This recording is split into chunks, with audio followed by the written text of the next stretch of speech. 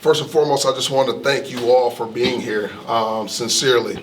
This is an opportunity that we have to really showcase what Oregon State is really all about. From the moment I got here, I really thought that we didn't tell our story very well. And that's part of the reason why some of the things happened in the history of our program. Didn't do a good job of just storytelling. And I'm going to do my best job of making sure that I tell the right story for our 2026 football season. Thank y'all for being out at practice. I think you saw a lot of excitement from the guys being out there today. A little bit of excitement from me as well. But ultimately, I want to make sure that everyone knows there are 3 really key things that we have to accomplish in this season. And the first thing is this: we have to build a foundation for this program. And I want to make sure that this foundation is built in one key concept. How you do anything is how you do everything. You have heard it multiple times from me. But how do we manifest that with our players? It's about choosing progress over results. Each and every day, we have to progressively get better as a football team with the small details. I've called it the aggregation of marginal gains. I stole that from a book. It's called Atomic Habits.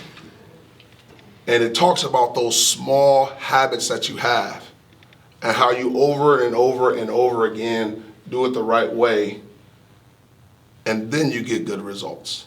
Not focusing on the results, but the process of how you would get to the results. That's what we have to build within this program to create a great foundation, not for just 2026, but for Oregon State University football and its future. The second thing I really want to make sure that we understand is that everyone in this program has to feel valued. You have to be able to focus on the whole part of every single person on this team. It's manifested itself thus far through our academics. Our players, in the 2 quarters I've been here, have had 2 of the top 5 highest GPAs in the history of the program. They're busting their butt in the classroom. That speaks towards their parents. Their parents love that we care about the whole person. But even Miss Marie, who's one of our janitors in the building, who goes around and takes care of this building throughout the day. And then at 5 o'clock this morning when I show up here, and Steve is in the locker room taking care of the locker room. Every single person has a responsibility in this program. Players, coaches, administration, fans, every one of us has a responsibility in this program. And the last part is this. This is the 3rd key point for 2026. I personally will not feel like we have our entire football team out there until our stands are full. I want every single one of our fans, if they can't be here, they better be tuning in. I remember coming out into Research Stadium as an opponent, and the fans made me feel extremely uncomfortable, made it very, very difficult for us to have success. So until we get those stands filled, we won't have our whole team out there. I want to open it up for questions. Do you feel like at this point, on all of what you just talked about, you're in a good position with reaching those goals? I certainly think that we've made progress on those things. I think I'd be remiss as their head football coach saying that we are there, because that means I'd be worried about the results. I'm constantly focused on the process of getting there. And I believe that with some of the changes we've made within the program on the field, but also with the fan experience, it should be a great opportunity for us to achieve those goals. One of those fan experience things we got to see was in the process all summer, the new turf. All right, you're on it for the first time. beyond it looking very much like the old turf, I'm sure it felt different. Your impressions of the new carpet?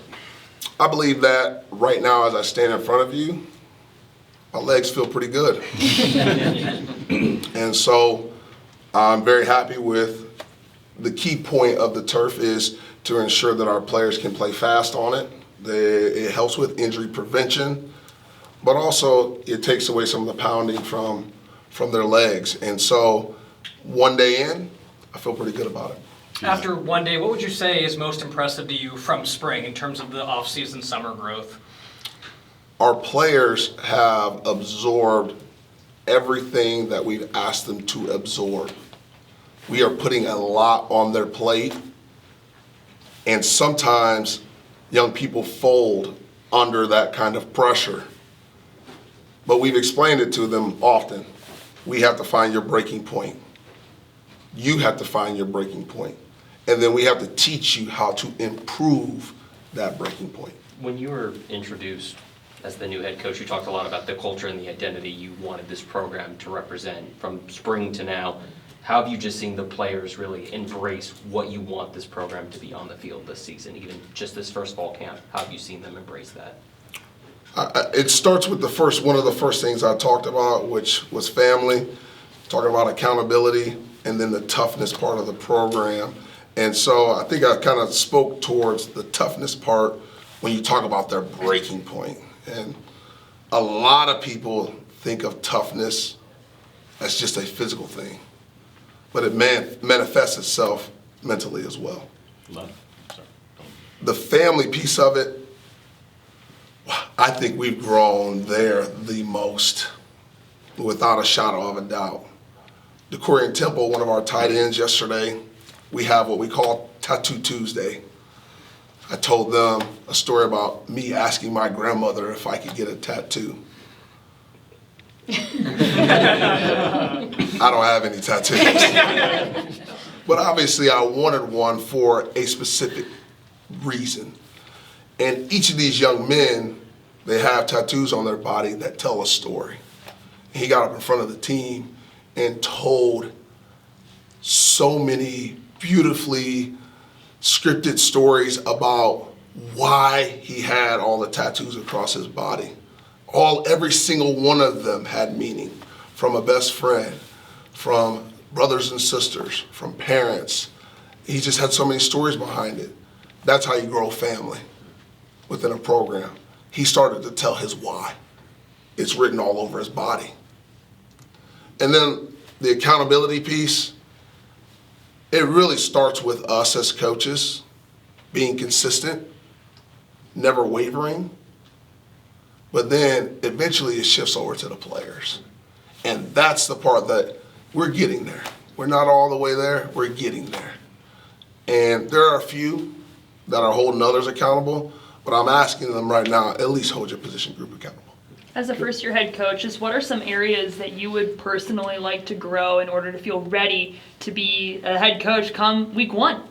You know what? You don't know what you don't know. I remember becoming a parent for the first time. I had no idea where I needed to grow.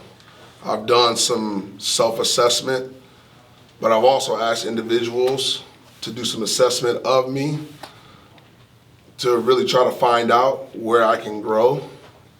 And some of those things won't manifest themselves again until we turn back around, when the transfer portal opens up, when spring ball comes up again, when the various times within the season, within the year come up again.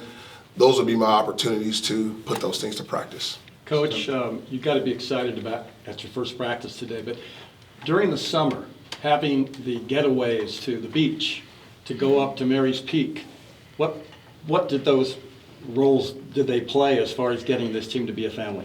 Well, one thing, you want to break up the monotony a little bit by giving them an opportunity to get away from the facility, giving them an opportunity to have a different type of workout than they are traditionally done. You sort of want this consistency as a coach. We all sort of preach that. But these are still 18 to 20, some of them 4-year-old young men. And so, you know what? they need a change every so often, but to do it in a structured way that allows them to understand there's a reason behind the change versus us just going and doing it, that's what was important to me. I do believe this. We bonded on those trips. We had players walking up Mary's Peak saying, Coach, I've never seen anything like this before. Coach, we are above the clouds right now. I gotta call my mama. And I remember those moments as a student athlete. And I felt a lot of pleasure, just personally, in giving those moments to our young men because they'll remember them for a lifetime. Had several housekeeping things to take care of in terms of personnel, because lots happened the last 8 to 10 weeks in the courts and Congress and whatnot. So in terms of the Colorado case and the potential for players to return, is there any possibility of Jaheim Patterson or Van Wells returning here? Right now, we are working through that with our compliance department, our athletic director, as well as the Pac-12 offices to try to make those things happen if it's something that can. At this point, we don't have clear direction in terms of how to do this, but there has been communication with them. Yeah, and then for the 5-for-5 rule, now that that's through, how much discussion have you had with the 7 true seniors, but especially AJ and Dana Matagi among them? I think Jabari is a third, about looking ahead because the ripple effect of what this has. 6 months ago, you would have thought those guys were gone after this year. They don't necessarily have to be. Have you consulted with those 7 guys, those 3 in particular, about what their plans are? We actually consulted with our whole football team, actually, to let every one of them know what this really meant and sort of walk them down the path of what could and couldn't happen based on certain scenarios for each player. And then we had individual conversations with all of them through our compliance office to ensure that we gave them every opportunity to maximize their experience in college. So we have done everything as a university, as a football program, to really give every one of these young men the opportunity to do what they want to with their lives and maximize college football for themselves. And so it wasn't just for those guys. It does impact even more players than what you already mentioned. And so we've done that for every one of them. You were going all across the practice field today, different position groups, teaching, talking with the coaches, being really hands-on. There was a lot of things we didn't get to see when we got to move in here, but just what was something from day one of fall camp that you saw that you feel like really excites you about a position group or just this team as a whole after day one?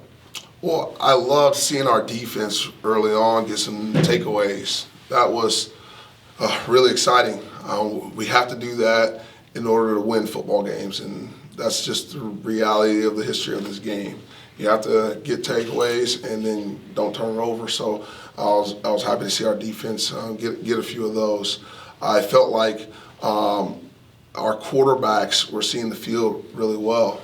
They threw some balls that I didn't think that they would have thrown during spring ball, and they took the liberty of attacking the defense a little bit more because they threw in some tighter windows, and it was good to see. It was good to see that they weren't reckless with the ball either.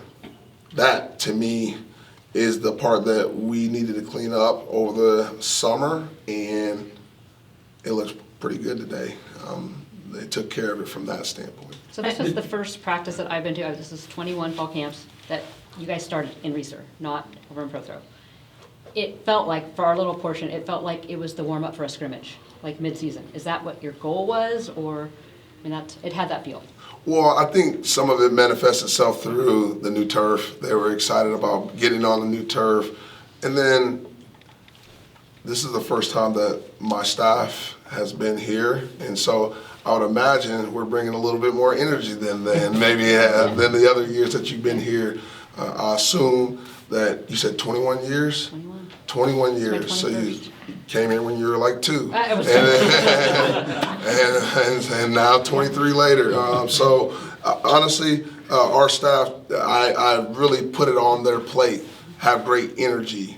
Jordan Poyer came in yesterday, spoke to the team, and he spoke highly about the energy that he felt from his teams in Buffalo when he was in Cleveland, and that energy really sparked and pushed him to be successful. And he said he could feel the energy all the way over on the East Coast coming from Corvallis. You know, he was a 2-star from Astoria, Oregon. Yeah, he mentioned Yeah. that. He mentioned that. He got a chip on his shoulder, I'll tell you what. Speaking of that, Coach, this is the time of year when we all make fools of ourselves by making a bunch of predictions.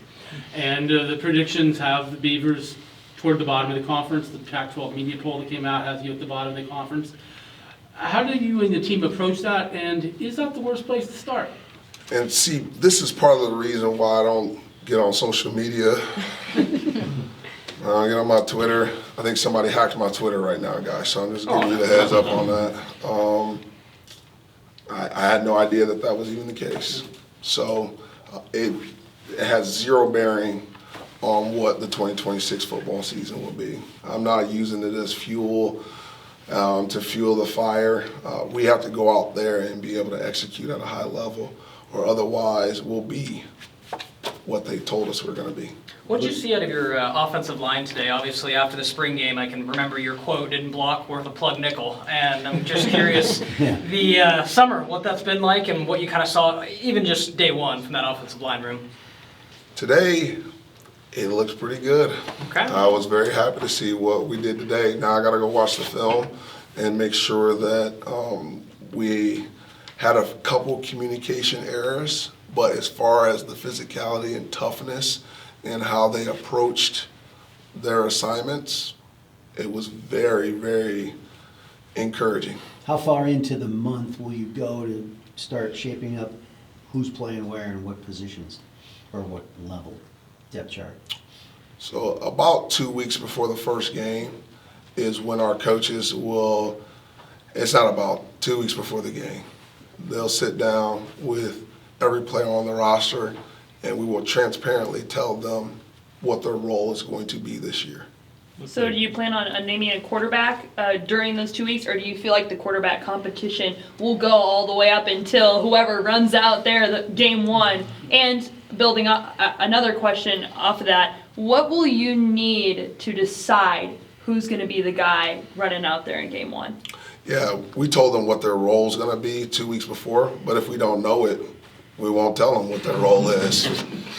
So maybe some competitions are still ongoing at that time. So we'll see what happens with the quarterback. Now, eventually we do want to name one and give him the opportunity to take the first team reps with the first team offensive line and so on and so forth. But even at those times, we still are going to have him take some with the second team O-line and whatnot. You don't know what's going to happen in college football. You never know which receiver, tight end, or running back might be out there with you. So we're going to still give them those reps with them. What do I need to see? We do a lot of analytics in order to make decisions specifically about the quarterback, and that's the best way that I know how to do it. We're going to look at when they put the ball in jeopardy, how many times they turn the ball over, how many times they made a bad read. It was a missed assignment. All right, missed read. We look at all that and we keep a tally of it, and we're very, very transparent with our whole football team to the point that we put this information up in front of all of our offense so they see how it's going all throughout camp. So they know who's going to probably be the quarterback based on the data that they have. But if they tell you, I'll have a big problem.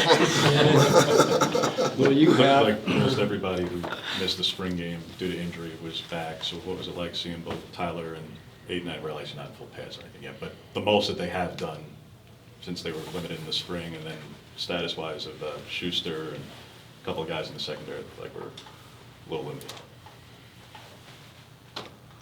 I love Tyler Voltin. Period. If any of you write anything bad about Tyler Voltin, I probably won't answer any more of your questions. I love that guy. He is an excellent communicator. He's somebody who took my challenges to heart. I think he lost 35-ish pounds because one of the first conversations we had, you are way too heavy. You have to, and he looks the part. He looks like a guy who can go out there and dominate the football game. I'm just so proud of him. He never missed anything. Never missed anything. His name did not show up on a single list, not one time, even while he was banged up. I love the kid. I love him. I got to meet his grandmother and his mom, and they're great people. Aiden Sullivan, another one.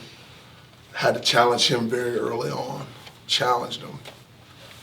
And his was a little bit different, the way I challenged him. And he is taking that to heart. When you talk about somebody that I will talk to and that I will call for the rest of my life, that's Aiden Sullivan. I'll call that kid for the rest of my life. I love him. I love Aiden Sullivan. And I want what's best for him. And those two guys are ready to rock and roll. And I think they're going to run through a brick wall for this football team. I know they will. Schuster, he should be good to go. At this point in time, I haven't gotten any information to say otherwise, so he should be good to go. And we sent some guys in the secondary, but Whitten, Craig, Noble is a long-term thing anyway, but those three. R.J. Whitten, they're all maintenance right now. Is These Adonis guys the are only just one that's maintenance. out long-term? Adonis?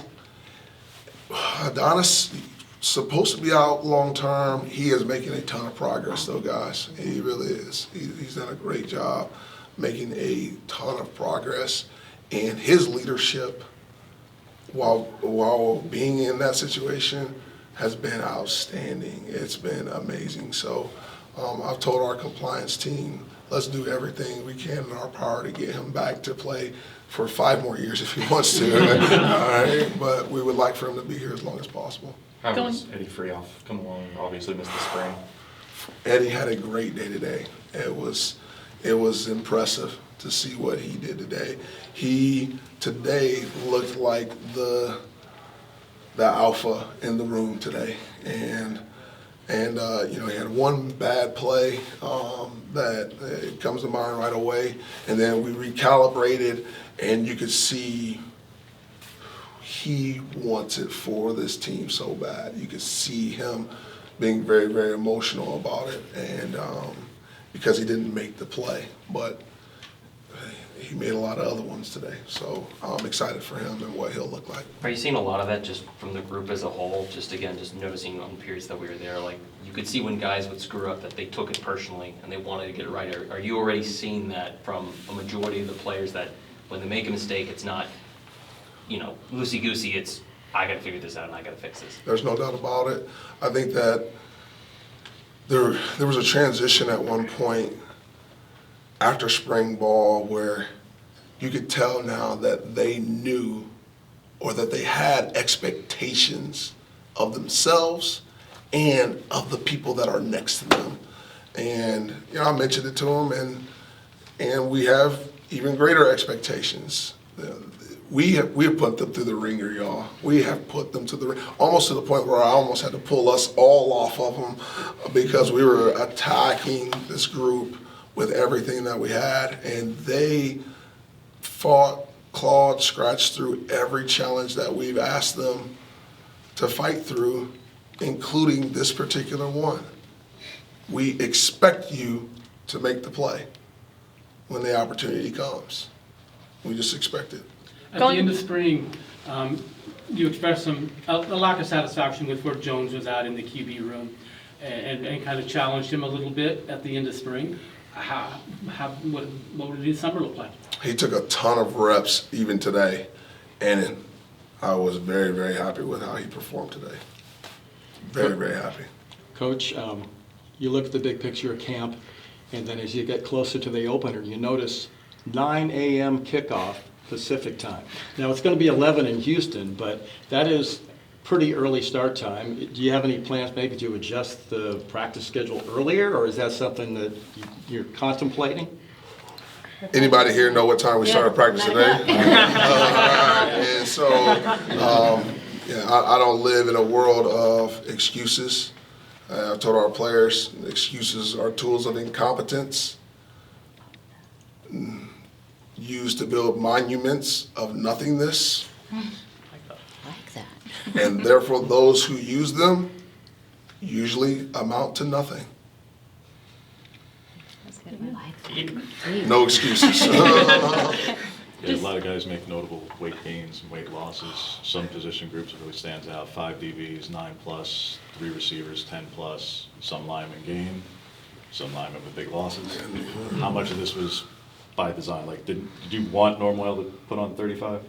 Well, you And know Schuster what? to lose 30? Absolutely. Both of those things, absolutely. How'd you get that information? That's Yeah. pretty good. I'm cooking, man. Not my first rodeo. Okay, I was like, that's pretty good. You got that information. One, Norm Oil, his number of weight gain is a little bit sketchy when you talk about it because he got sick at one point or he was having a medical issue, and you know what? He lost a ton of weight, and so his was just putting back on the weight in a lot of senses that he had already lost, but he had that problem kind of manifest itself right when we got here, and so that's where that weight gain sort of came from. But Schuster, no, we're very direct in terms of this is what you played at last year. We think you played well at this weight. We're going to cut you down to get closer to that weight. Obviously, we talked about Tyler Voltin. Then we got some freshmen receivers and whatnot that we were wanting them to gain some weight. We had a safety come in who put on 15 pounds in the last month and a half.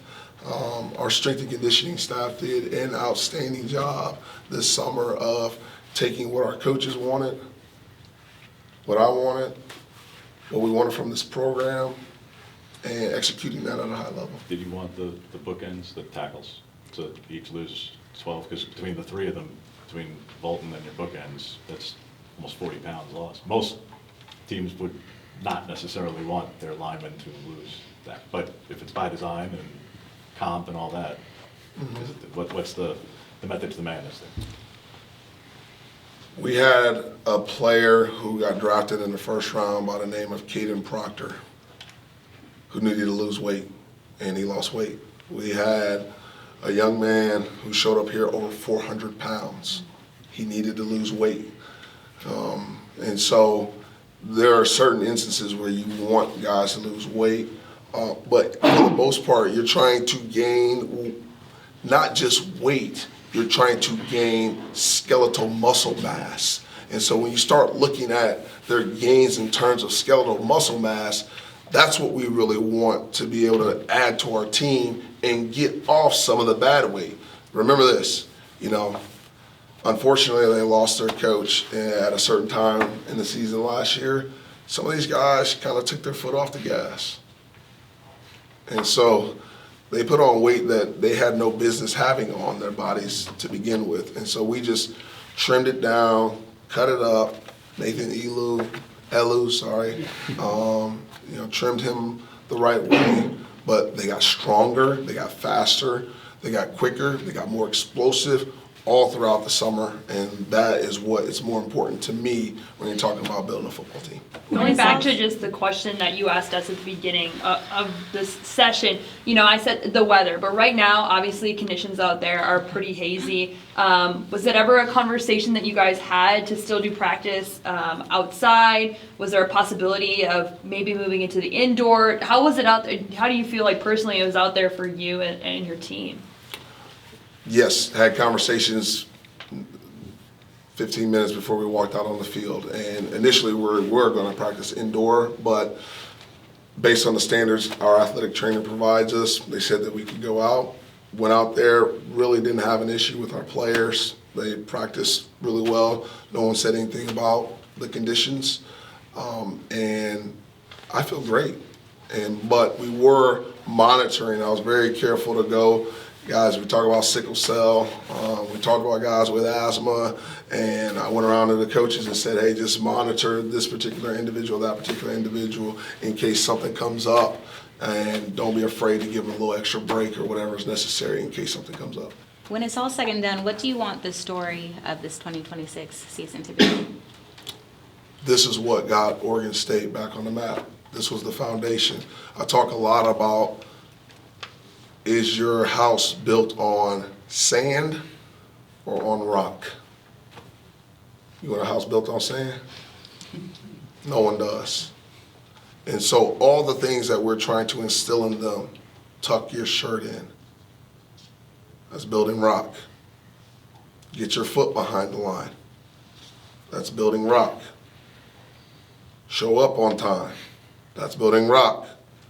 Say hello to people when they walk into the building. That's building rock. When we tell you to get in the curl flat, get in the curl flat. That's building rock. When we tell you to get to the hash and cover 2, and then get 2 yards outside the hash based on the release of the number 2, that's building rock.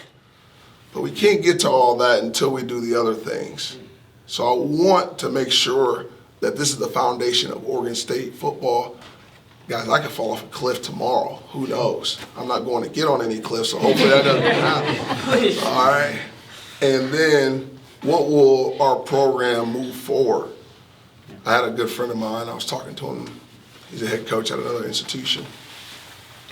And he said, Shephard, how you liking it out there at Oregon State? And this is a guy I've known for a long time, so I can completely be honest with him.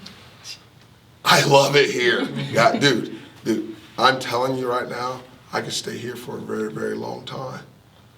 And he said, I hope I find that. You will have, go ahead, Wes. Kevin Griffin, new AD. What have your conversations been with him? He has a football background, obviously. What does his hire mean for Oregon State football? You know, it just means an opportunity for us to really step into a new age of athletics for all of our sports. I think that Kevin brings a wealth of ideas, knowledge, experience, but then also expertise, opportunities to build relationships that I don't know that every other person that we could have potentially brought into the program will bring. But what I've been most impressed with is how he has really dove right into the relationships of people here at Oregon State. You all know this, okay? All of you know that this place is about people. And if you don't treat the people right here, you won't be here. It's that simple. And he has understood that from day one. He has really dove deep into the people. We had a golf outing on Monday with a bunch of our donors and folks that love the program. And of course he showed up. Him and his wife showed up at the golf outing. And so, you know, we're all saying as coaching staff, yeah, we don't never normally see the AD show up to stuff like this. Kudos to him. Kind of speaking on that, I believe from that outing, I think Brennan Cooks made an appearance. He did. Well, for this program, just how important is just making sure that the alumni strength of what has built this program over the years, what built this program from the beginning, is important in the future of what you want to build the foundation of the story of what this program is going to be for the next 10, 20, 30, 50 years plus into the future. They have asked me a similar question. The alumni have. And I have told them the places where I've been, where it's been most successful, the alumni are right there on the sideline. They're right there. Hey man, back in 2020, guess what? This is what happened when we played this particular team, and this is how we overcame it. I don't know all those stories here. I don't know all that. I don't know the history of this program that well. I don't know the intricacies of what happened when we beat USC 3-0 right here. I don't know the intricacies of that. Our alumni do. And our players, hearing that, it motivates them. It pushes them to not just play for themselves. That's what we're talking about in this program. Everyone is important. So, Brandon Cooks, he treats me like I'm important. I call him 2 days before the golf event, and he shows up. He showed up. He only needed 2 days. He showed up. Jordan Poyer, I asked him one time, Coach, I'm there. He showed up. He showed up. And there's a lot of different guys who have shown up to this point, and they got to keep showing up because they are going to influence all the young people that we have in this program. Did you get a chance to play golf yourself, and if so, how'd it go? I sat at one hole, hole 12 there at the Oregon Club, Oregon Golf Club, I believe is what it's called. The first 4 or 5, maybe 6 attempts were a little shaky, and then I caught my stride, and I was pretty much hitting the green every rep after that. And so our golf coaches are good people. I got to meet them new. They're really good people. I keep challenging them to help me get better. But but what was most important is I got to stay at the hole and see everyone. And I got to see every single person that was there and thank them for all their support of our program. And again, thank you guys for all your support too. There was one addition in the offseason that hadn't been announced yet, what made Marquise Raspberry a worthwhile addition in the first place, particularly in a room where you do have some numbers at safety. Yes, Marquise, having played for Dan Rowe, one of our, when Dan was a defensive coordinator at Artisan Broadus, he coached Marquise, and so kid played really well for him. And you know what, we just needed a little more depth because we've had some guys get a little banged up over the course of the last 4 or 5 months and whatnot. And so we just wanted to make sure that he could come in and provide some depth at safety, but also really he can play the nickel position at a really high level. And so we want to make sure that we are all set there at that spot. Thanks, Thank you guys.